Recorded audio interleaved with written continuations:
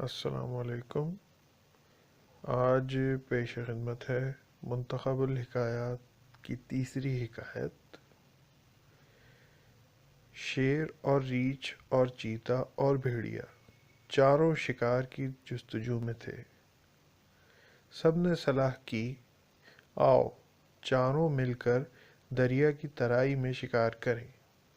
جو شکار ملے گا چاروں برابر حصے بانٹ لیں گے۔ اتفاقاً نیل گائے کو مارا اور عہد و پیما کے مطابق برابر کے 4 حصے کیے۔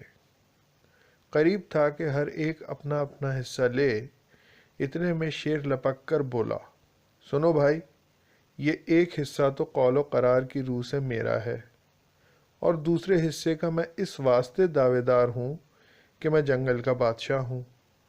کہیں شکار ہو مجھ کو چہارم بطور خراج کے ملتا ہے، اور تیسرا حصہ میں اس وجہ سے لوں گا کہ اس میں دل اور جگر ہے، جس کو تم جانتے ہو کہ میری غذا ہے۔ رہا چوتھا حصہ، سو میں نہیں جانتا کہ تم تینوں میں اس کو کیوں کر تقسیم کروں، اس سے بہتر ہے کہ اس کو بھی اپنے ہی صرف میں لاؤں۔ یہ کہہ کر شیر چاروں حصے چٹ کر گیا اور سب کے سب منہ دیکھتے کے دیکھتے رہ گئے۔